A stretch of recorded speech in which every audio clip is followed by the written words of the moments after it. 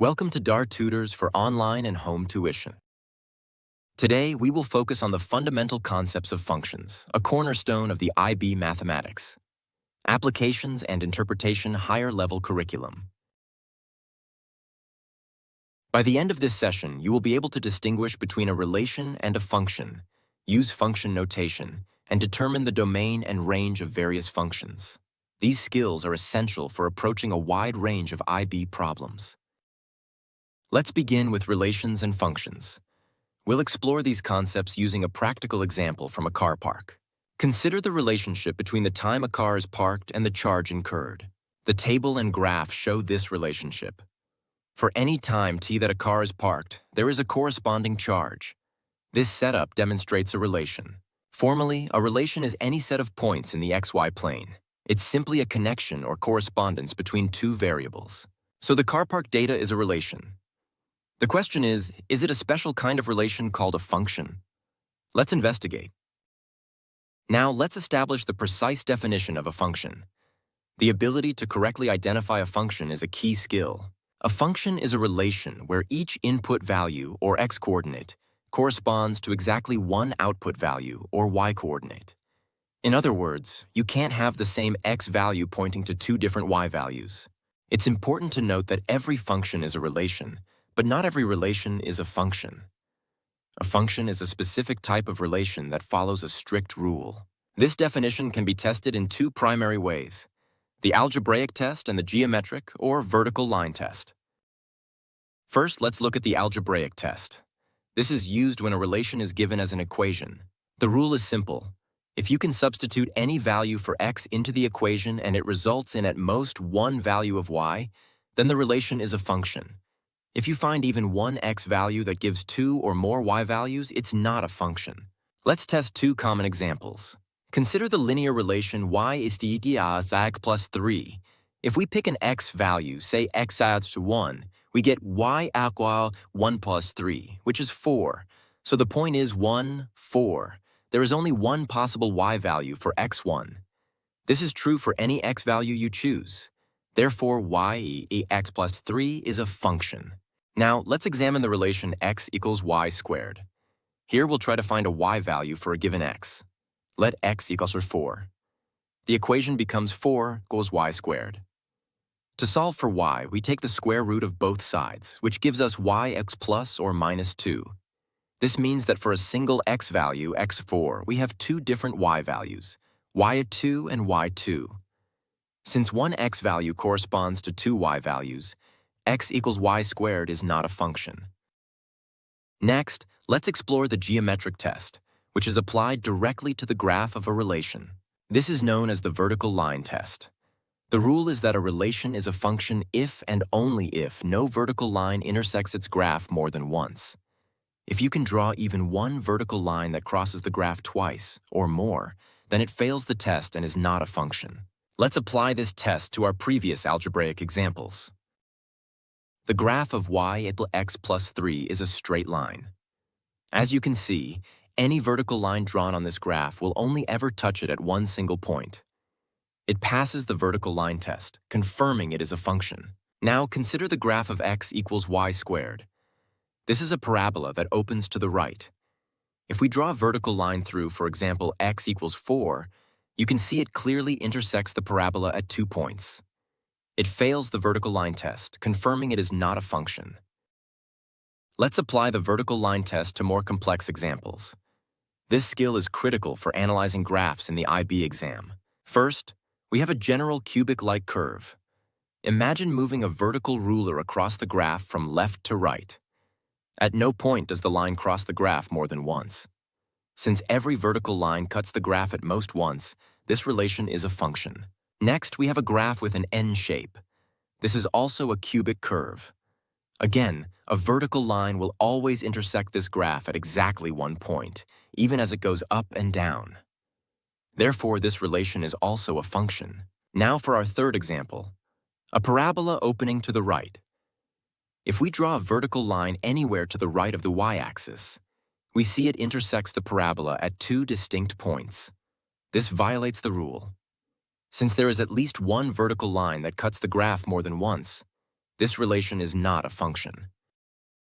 Now, let's revisit our car park opening problem and see if we can apply what we've learned. The first question asks, is the relation describing the car park charges a function? To answer this, we need to check if every possible parking time corresponds to exactly one charge. Look at the graph. It's a step function made of horizontal segments. If we perform the vertical line test, we'll notice something important. Consider a time like t = 1 hour. The table and graph indicate a charge of $5. The filled-in circle at 1.5 confirms this. However, if we draw a vertical line at t01, we also see an open circle at 1.9. This open circle is for times greater than 1 hour.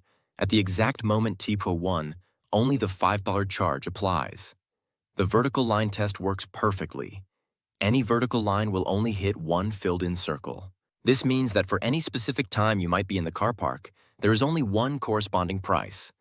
The relation passes the vertical line test. Therefore, the relation describing the car park charges is a function.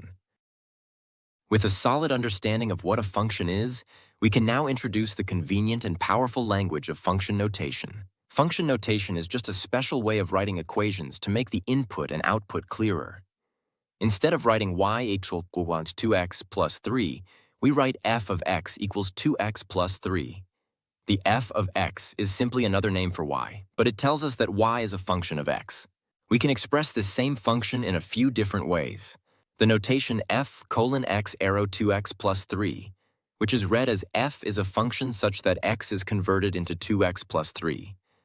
Or the more common form, y equals f of x, which tells us that the y-coordinate of a point on the graph is found by applying the function rule to the x-coordinate. This notation is incredibly useful for evaluating functions. For example, to find the output when the input is 2, we write f is IC of 2.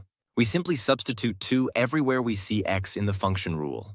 So f of 2 equals 2 times 2 plus 3, which equals 7. The point 2, 7 is on the graph. If we want to find f of -4, we replace x with -4. F of -4 equals 2 times -4 plus 3, which is -8 plus 3, or -5. So the point 4, 5 is also on the graph. Let's work through an example together to reinforce the process of evaluating functions. This is a very common type of problem in the IB. Suppose we are given the function f of x equals 2x squared minus 3x. The task is to find the value of f of 5 and f of -4. For part A, f of 5, we substitute 5 for every x in the expression. We get 2 times 5 squared minus 3 times 5. This simplifies to 2 times 25 minus 15, which is 50 minus 15, giving us 35, so f of 5 is 35. Now for part B, f of -4. It's crucial to use brackets to avoid sign errors. We have 2 times -4 all squared minus 3 times -4. -4 squared is positive 16. So we have 2 times 16 plus 12, which is 32 plus 12, giving us 44.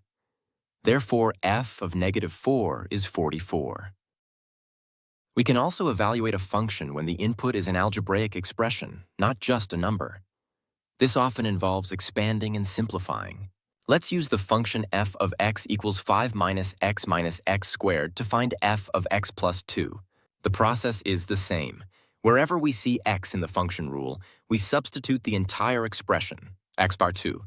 This gives us f of x plus 2 equals 5 minus the quantity x plus 2 minus the quantity x plus 2 all squared. Now we must expand and simplify carefully. First, distribute the negative sign into the first bracket. This gives us 5 minus x minus 2. Next, expand the second bracket.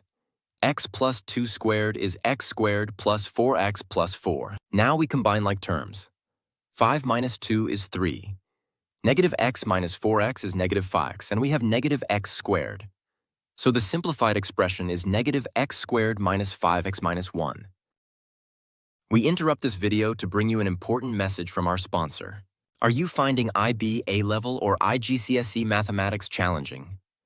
DAR Tutors provides expert, personalized tuition designed to clarify complex topics, improve your problem-solving skills, and help you achieve your academic goals. Our experienced tutors are dedicated to your success. Whether you need support with core concepts, exam preparation, or just a boost in confidence, DAR Tutors is here to help. Contact us today for a consultation and start your journey towards academic excellence. Let's continue with our study of functions by introducing two critical concepts: domain and range. These terms define the permissible inputs and possible outputs of a function. The domain of a relation is the set of all possible input values, typically the x values that the relation can take. Graphically, you can think of this as the spread of the graph along the horizontal x-axis. The range, on the other hand, is the set of all possible output values, typically the y values that the relation can produce. Graphically, this is the spread of the graph along the vertical y-axis. We can describe these sets using set notation or interval notation. Set builder notation, like the set of all x such that x is greater than or equal to 3, describes the property of the elements. Interval notation, like 3 infinity, provides a more compact way to represent continuous sets. Brackets indicate that the endpoint is included, and parentheses indicate it is not. Let's revisit our car park example one last time to determine its domain and range. The problem states that the function is defined for times t such that 0 is less than t, which is less than or equal to 24 hours. The domain is the set of all possible input times. From the problem description, this is any time greater than 0 and less than or equal to 24. Using set builder notation, the domain is the set of all that's such that 0 is less than t, which is less than or equal to 24.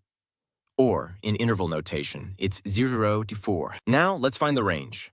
This is the set of all possible output charges. By looking at the table or the graph, we can list the distinct charges that the function can output. These are 5s, 9s, 11s, 13s, 18s, 22s, and 28s. The range is simply the set of these specific values. Sometimes, a function is given by an equation without a specified domain. In this case, we determine the function's natural domain, which is the largest set of real numbers for which the expression is mathematically defined. There are two main rules to remember. First, you cannot take the square root of a negative number. This means any expression inside a square root must be greater than or equal to 0. This is a common restriction on the domain of a function.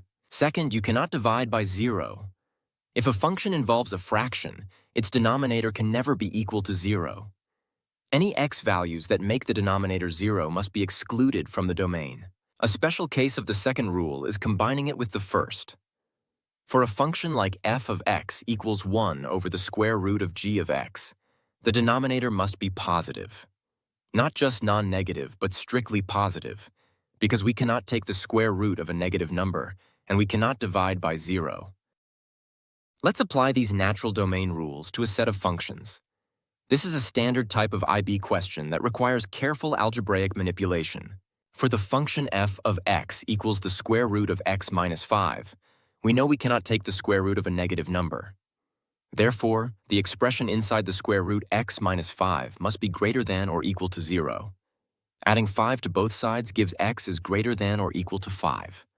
This is our domain. For the range, we know a square root cannot be negative. The smallest output is when x of 5, where y is 0. As x increases, y also increases without bound, so the range is y is greater than or equal to 0. Next, consider f of x equals 1 over x minus 5. Here we have a fraction, so we must ensure the denominator is not 0. We set x minus 5 not equal to 0, which means x cannot be 5. This is our domain. For the range, remember the output of a fraction with a non-zero numerator can never be 0. As x gets very large, the fraction approaches 0 but never reaches it. As x gets very close to 5, the fraction becomes very large, either positive or negative. Thus, the range is all real numbers except 0. Finally, let's look at f of x equals 1 over the square root of x minus 5. This is a combination of our two rules. The denominator must be a real number and it must not be 0. This means the expression under the square root must be strictly positive. So x minus 5 must be greater than 0, which gives x is greater than 5. This is our domain. For the range, the output will always be positive and never zero, so the range is y is greater than 0. 6. Let's work through one more IB-style problem that requires combining these concepts of domain, range, and solving equations. Suppose we have a function g of x equals 2x plus 3 divided by x minus 4. Part A asks us to find the value of x for which g of x does not exist. Since g is a fraction, it does not exist when its denominator is 0. So we set x minus 4 equal to 0 and solve for x, which gives x equals 4. The function is undefined at x equals 4. This is the excluded value from its domain. Part B asks us to find the value of x such that g of x equals negative 3. We set the expression for g of x equal to negative 3. To solve, we first multiply both sides by x minus 4 to clear the denominator. This gives 2x plus 3 equals negative 3 times the quantity x minus 4. Distributing the negative 3 gives negative 3x plus 12. Adding 3x to both sides gives 5x. Subtracting 3 gives 9. So x equals 9 over 5. Let's quickly recap what we've covered today. Mastery of these concepts is crucial for success in IB Maths AIHL.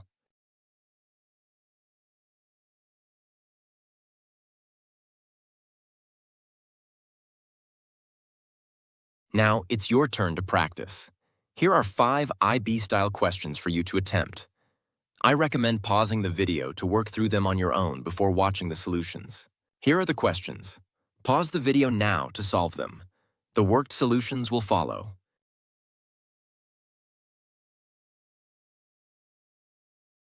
Welcome back. Let's go through the solutions together. Question 1 asks for f of 2a and f of x minus 1. For part A, we substitute 2a for x. This gives 3 times 2a squared minus 2a, which simplifies to 12a squared minus 2a.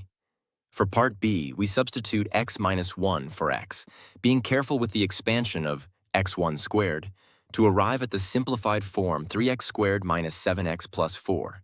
In question 2, to show it's not a function, we solve for y, getting y equals plus or minus the square root of 2x plus 4.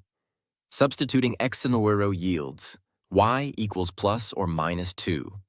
2 y values for one x value proves it's not a function. The domain requires 2x plus 4 to be non-negative, giving x is greater than or equal to 2. The range is all real numbers because the square root can be both positive and negative and grow infinitely large. Question 3 is all about natural domain rules.